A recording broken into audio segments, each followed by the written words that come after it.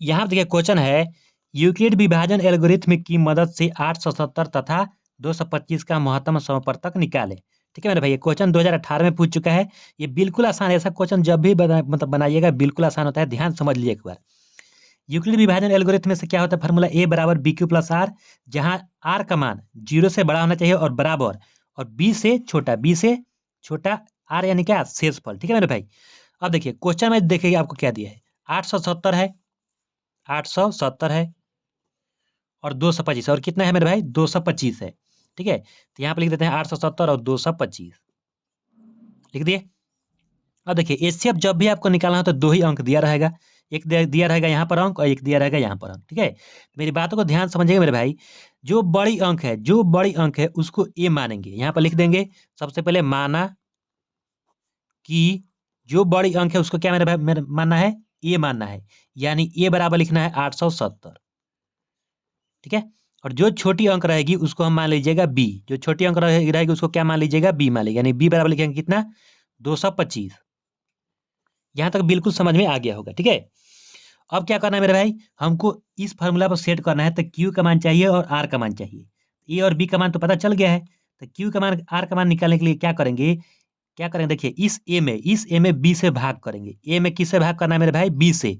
यहाँ पर जब 870 में भाग करेंगे किससे, 225 से, तो जो यहाँ पर आएगा वो क्यू का मान होगा, जो शेषफल यहाँ नीचे रहेगा वो किसका मान होगा, आर का मान होगा, याद रखिएगा। तो यहाँ पर कितना बार में जाएगा, 3 बार में, तो यहाँ पर होगा 675, और जब इसमें घटा लेंगे तो कितना आएगा, 195। ठीक है, तो ये क्या हुआ, आर का मान हुआ, और ये क्या हुआ, क्यू का मान हुआ। ठीक है, अब इस फॉर्मूला में यहाँ पर रख के सजा देंगे। तो ए का मान कितना मान है मेरे भाई, 870, तो यहाँ पर 870 लिखेंगे, बराबर बी का मान कितना है देखिए 225, तो 225, और अंक में मल्टीप्लाई चिन्ह लगाते हैं तो लगा देंगे। क्यू का मान भरना है, क्यू का मान कितना है 3, प्लस आर का मान कितना है 195। यहां तक बिल्कुल समझ में आ गया होगा। ठीक है, और देखिए बोल रहा है कि इस फॉर्मूला का उपयोग करके हमको क्या निकालना है, एचसीएफ निकालना है। तो एचसीएफ देखिए, एचसीएफ निकालने के लिए आर का जो मान है यहाँ पर 195 यहाँ पर आया है, यहाँ पर आर के जगह पर शेषफल 0 रहना चाहिए। ठीक है, जब जब तक 0 नहीं रहेगा तब तक सेम प्रक्रिया अगले स्टेप में करेंगे, यानी यहाँ से फिर शुरुआत से करेंगे। ठीक है, तो यहाँ से देखिए ये जो शेषफल है, ये क्या बन जाएगा, अब यहाँ पर बन जाएगा ये बी।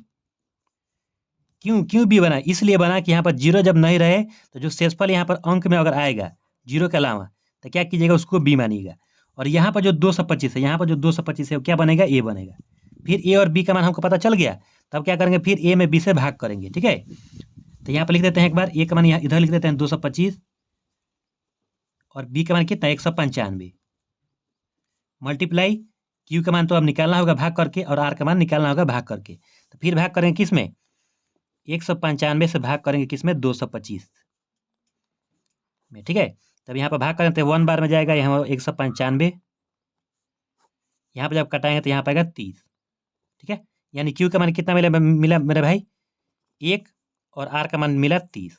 यहाँ पर भर दीजिए, क्यू का मान मल्टीप्लाई 1 प्लस, इस फॉर्मूला के हिसाब से सजा रहे हैं। ठीक है, तो आर का मान कितना है 30 है। फिर यहाँ पर देखिए, फिर यहाँ पर आर के जगह पर 0 नहीं आया है, तो जब भी आर के जगह पर 0 नहीं आएगा तो फिर अगले स्टेप में सेम प्रक्रिया करना है, यानी अब इस 30 को क्या मानना है, 30 को मान लेना है बी, और इस 195 को क्या मानना है, ए। ठीक है, फिर अब देखिए इस 195 को आप किधर लिख दिए, इधर लिख दीजिए, बराबर की इस साइड। यहाँ से 195 बराबर बी को क्या मान लिखेंगे, यहाँ पर ए की जगह पर लिख देंगे। मतलब ध्यान समझिएगा, मतलब हम कैसे लिख रहे हैं मेरे भाई। ठीक है, फिर मल्टीप्लाई क्यू का मान अब चाहिए, क्योंकि ए और बी का मान तो लिख दिए, क्यू का मान कहाँ से चाहिए, 195 में 30 से भाग करके, तो यहाँ पर भाग कर दीजिए। 195 किससे भाग करेंगे, 30 से, तो 195 जब 30 से भाग करते कितना आएगा, 180, ये कटेगा, यहाँ पर 15 होगा, तो यहाँ पर क्यू की जगह पर कितना भरेंगे, 6, प्लस शेषफल कितना है, 15 है। ठीक है, फिर यहाँ पर देखिए, फिर यहाँ पर 0 नहीं आया, 15 है मेरे भाई, शेषफल कितना है, 15 है। तो जब तक 0 नहीं आएगा तब तक आपको सेम प्रक्रिया करते जाना है। फिर इसको क्या मानेंगे, बी, और फिर इसको मानेंगे ए को किधर लिखेंगे, इधर लिखेंगे, और बी को यहाँ पर लिखेंगे। यानी कहने का मतलब ए जो है ना इधर आ गया, और जो बी था क्या बना, ए बना अगले स्टेप में। तो यहाँ पर लिखेंगे 30 बराबर 15, ठीक है। फिर मल्टीप्लाई किसका मान चाहिए यहाँ पर, क्यू का मान, आर का मान। तो क्यू का मान कहाँ से लाएंगे, 30 में 15 से भाग करके। तो यहाँ पर 30 में किससे भाग करना है, 15 से। तो 15 दूना 30, ठीक है। तो यहाँ पर देखिए ये किसका मान है, 2 क्यू का। और शेषफल यहाँ पर देखिए मेरे भाई, 30 में जब 30 घटा दीजिएगा तो क्या बचेगा, शेषफल आर 0 हो गया। यहाँ पर पहले लिख लीजिए, क्यू के जगह पर 2 भर दिए प्लस शेषफल 0, ठीक है। अब जब भी शेषफल 0 आ जाए, यहाँ पर देखिए जब शेषफल आप आर का मान क्या आ जाए, आर बराबर जब 0 आ जाए, ठीक है, तो ये जो 15 है जिससे आप भाग किए थे, ठीक है, पहले वाला जो बी था, ये बी है ना, बी को पहले वाला बी था ना, तो जिससे भाग किए थे 15 से, यहाँ पे देख लिए 15 से मेरे भाई भाग भाग किए थे, यही 15 इन दोनों का एचसीएफ होता है। 877 और 225 का एचसीएफ क्या होगा, ये जो 15 है ये यहाँ पर लिख देंगे, 870 और 225 का एचसीएफ क्या होगा मेरे भाई, एचसीएफ यानी महत्तम समापवर्तक कितना होगा, ये जो 15 जिससे जिससे भाग करने पर 0 आया था, इस संख्या से भाग करने पर आया था, यहाँ पे देखिए 15 से भाग करने पर आया था 0, यही 15 एचसीएफ होगा, ठीक है। यानी इन दोनों का आंसर हुआ 15, यही हुआ आंसर। धन्यवाद। अगर आप मेरे चैनल पर नए हैं तो मेरे चैनल सब्सक्राइब कर लीजिए, बेल आइकन को दबा लीजिए, बिल्कुल समझ में आ गया होगा।